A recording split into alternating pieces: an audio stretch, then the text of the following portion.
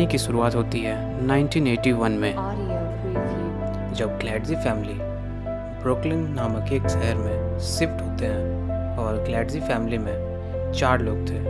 ग्लैडजी, उसकी पत्नी और उनके 2 बच्चे, एक बेटा और एक बेटी। इस घर में शिफ्ट होते ही ग्लैडजी के छोटे बेटे डेविड ग्लैडजी, जो महज 11 साल का था, उसे हर रात अपने कमरे में किसी के होने की मौजूदगी का एहसास होता था और कभी कभी तो अजीबोगरीब आवाज़ भी सुनाई देती थी। एक दिन अचानक से आधी रात को डेविड की आंखें खुल जाती है और उसे अचानक से एक बूढ़ा आदमी दिखाई देता है, जिसको देख डेविड डर जाता है और चिल्लाने लगता है। चिल्लाने की आवाज़ सुनकर उसके घर वाले उसके कमरे में आ जाते हैं, लेकिन वहाँ डेविड के अलावा कोई नहीं था। डेविड अपने घर वालों को बताता है उसे हर रात अपने कमरे में किसी के होने का एहसास होता है। उसके माता पिता को लगा नई जगह शिफ्ट होने के कारण ऐसा हो रहा है। और दूसरी रात डेविड को बूढ़ा आदमी चेयर पर दिखाई देता है। उसके घर वालों को लगा डेविड कोई बुरा सपना देखा है और अब वो बूढ़ा आदमी डेविड को रात के बजाय दिन में भी दिखाई देने लगा। इसलिए डेविड डरा सहमा सा रहने लगा और किसी से बात भी करना कम कर दिया। उसके घर वालों को लगा डेविड न्यू जगह शिफ्ट होने के कारण एडजस्ट नहीं कर पा रहा है और डेविड की हालत दिन पर दिन खराब होते जा रही थी। वो बीमार रहने लगा। उसके घर वालों ने कई बार डॉक्टर को बुलाया, लेकिन सेहत पर कोई असर नहीं हुआ। लास्ट में डेविड के पिता पास के चर्च से एक प्रीस्ट को बुलाया और उसने प्रे रिचुअल से शुद्धिकरण की, लेकिन मामला और बिगड़ गया। अब डेविड रातों को अजीब अजीब हरकत करने लगा और ये सब देख उसकी बड़ी बहन डेबी अपने बॉयफ्रेंड को घर पे बुला लिया ताकि डेविड का ध्यान रखा जा सके। और उसके बॉयफ्रेंड का नाम एरी जॉनसन था।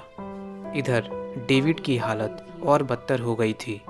उनके माता पिता ने उसे पूछा, तुम्हारे साथ क्या हो रहा है? तो डेविड ने बताया उसे अजीब अजीब आकृतियाँ दिखाई देती है जो उसे मारने की धमकी देती है और अपने साथ ले जाने की बात करती है। अब उनके माता पिता को लगने लगा डेविड के साथ कुछ अनहोनी हो रही है और वो बिना टाइम गवाए एडन लॉरेन को बुलाया। एडन लॉरेन ग्लैडजी के घर पहुंचते ही डेविड से बात की और डेविड से बात करने से उन्हें पता चला डेविड के आसपास एक काली परछाई रहती है जो उसे अकेला नहीं छोड़ती। और ये ही नहीं, सुबह होने पर डेविड के शरीर पर अजीबोगरीब निशानें रहती थी। लॉरेंस समझ गए थे किसी ने डेविड को बुरी तरह पॉजेस कर रखा है। लॉरेंस ने देर ना करते हुए एक्सोर्सिज्म की प्रक्रिया शुरू की।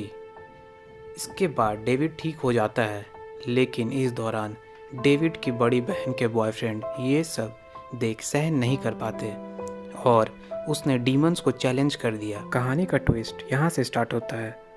पूरी कहानी एरी जॉनसन पे ही बेस्ड है कि तुम बस कमज़ोर लोगों को अपना शिकार बनाते हो। दम हो तो मुझे वश में करके दिखाओ। और कुछ दिन बाद डेबी और उसके बॉयफ्रेंड नई जगह शिफ्ट हुए और उसके बॉयफ्रेंड यानी एरी जॉनसन के साथ अजीबोगरीब हरकत होने लगी। एलन ब्रोनो, जो एरी जॉनसन के लैंडलॉर्ड थे, वो और एरी जॉनसन एक दिन कुछ बात कर रहे थे और अचानक से उनके किसी बात पर झड़प होती है और एरी जॉनसन चाकू से अपने लैंडलॉर्ड को मार देते हैं। फिर पुलिस उन्हें पकड़कर कोर्ट में पेश करती है और उनसे एक्सप्लेनेशन मांगती है। तो उसने कहा devil made me do it, यानी उसे शैतान ने करवाया है। ये सब सुन कोर्ट ने उसे 20 साल की सज़ा सुना दी। और ये सब पहली बार हुआ था और उस टाइम अमेरिका में बहुत टाइम तक सुर्खियों में भी रहा था। आगे की जानकारी लेनी हो तो मूवी को देखें। वीडियो को देखने के लिए